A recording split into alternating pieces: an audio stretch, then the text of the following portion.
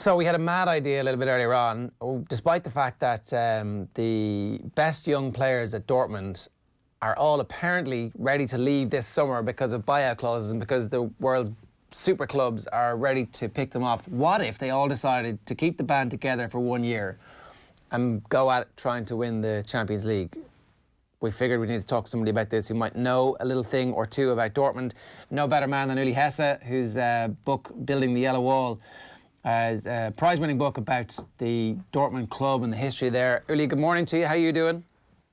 Good morning. Well, it's a good morning indeed. So look, Dortmund. I mean, it was a great game yesterday evening, so everybody's happy and impressed. Look, you can't but be impressed by what Dortmund have managed to do, getting Haaland, getting him into the team, keeping his form going, just whatever coaching has had to happen to make sure that he stepped up, he has done that. You add in all the other young players that they have at the moment, and we're wondering, is it possible that they can keep this team together for 18 months even? Well, it wouldn't be the business model.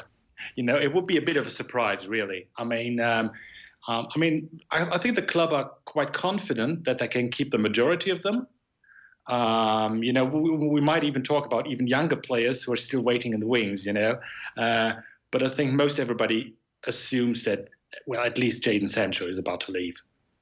Why is that assumption there? Has Sancho decided that it's time for him to go, or the club have decided that it's time for them to cash in? No, I think it's more the former. I mean, it was quite clear from the beginning that he used Dortmund as a stepping stone. You know, I mean, he was on Man City's books, and he left because he was afraid he wouldn't get any playing time. So, and he came to Dortmund because he knew he would be playing there and would be playing at the highest level.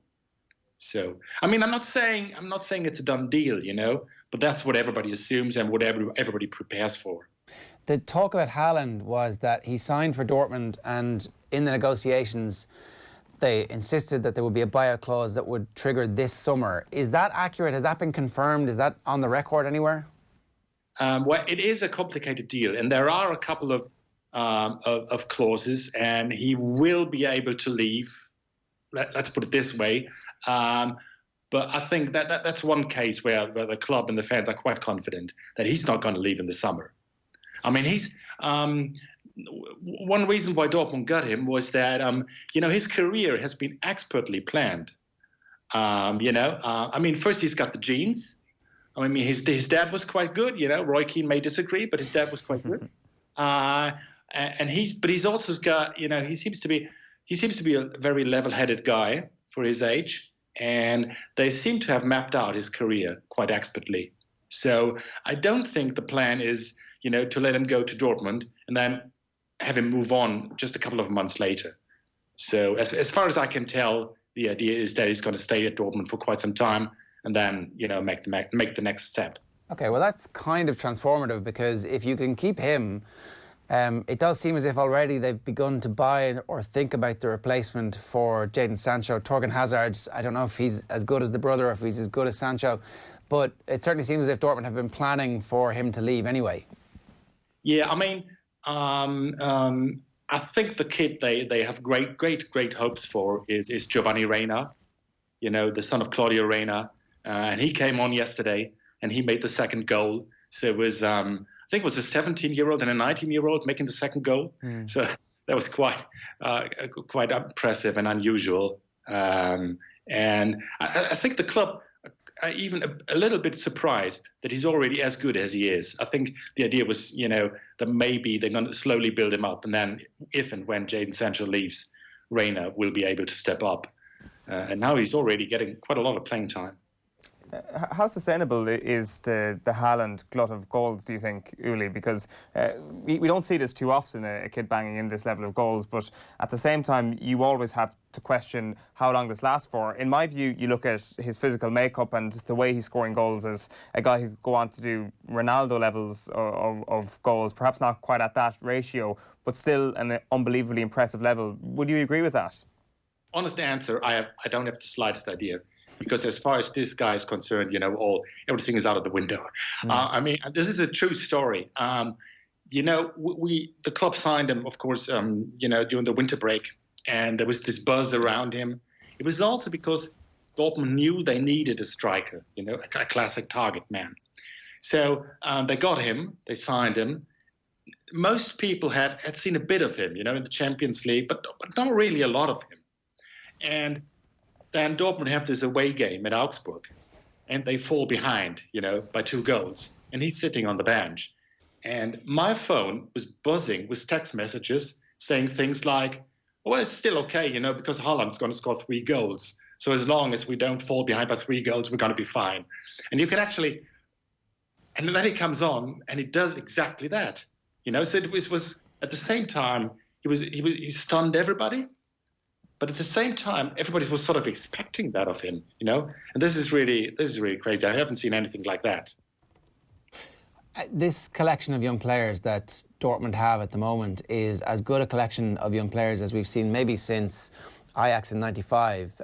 We were talking about the Monaco team that had Kylian Mbappe in it a couple of years ago, and they couldn't keep that team together long enough to mount a proper or a second wave of a challenge for the Champions League.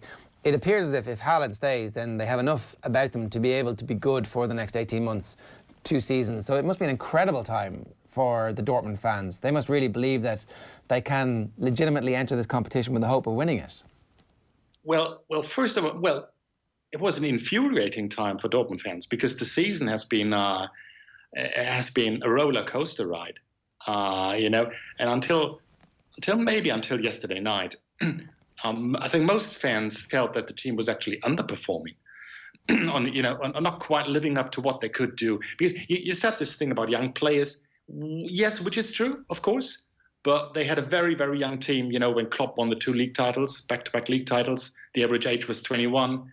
Then they had a very young team with Dembele, and most of the key transfers this season, have been transfers like bringing Mats Hummels back, and signing Emre Can now during the winter break, or signing Axel Witsel last season.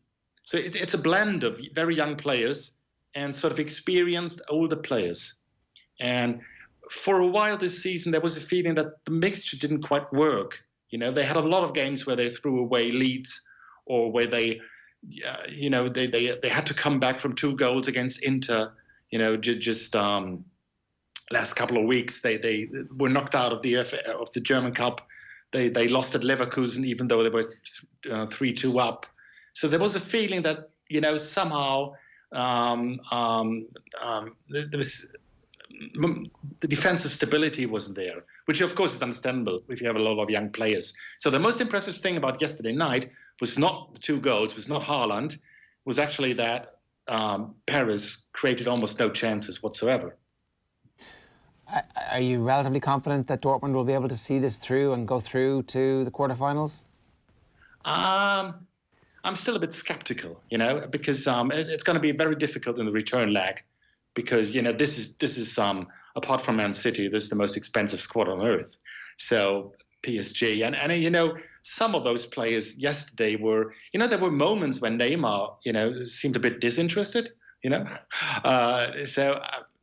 we're still I think most fans are still wary, I think, and it's going to be very tough in the return leg in Paris.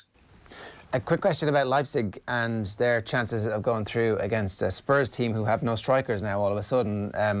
What do you make of this Leipzig side? How good are they? Having said that, on principle, I still think that Dortmund have a struggle ahead of them, because just PSG is just such a strong squad. I would say in this tie, I would go by form, and I think Leipzig are really on fire. They're really, really, really good. So I would give them the edge over Spurs in this tie. They don't. The interesting thing about the Leipzig squad is that it's been put together really, really smartly. It's not really, they lost Naby Keita to Liverpool, and they have really only one star player, which is Timo Werner. So it's very much a team effort, and they're doing very well at the moment. What kind of football are they playing? Very aggressive. It's this classic RB, Red Bull football, which Ralf Rangnick is sort of the mastermind of that. The Red Bull Imperium with various clubs in various countries. But the style of football has always been the same, whether it's Salzburg or Leipzig, which is, lots of pressing, lots of running, very, very aggressive, very fast counter-attacking football. Where do you expect Timo Werner to pop up tonight? Is it going to be on the left of a three? Is it going to be one of the two up front? That's a good question. I think he's at his best if he's got a lot of space in front of him, just to make most of his pace, Uli, great to have you with us, and congratulations on a great win for Dortmund last night. And thanks very much, as ever, for making the time to talk to us here on Off the Ball. Okay, thank you. It's been a pleasure, as always.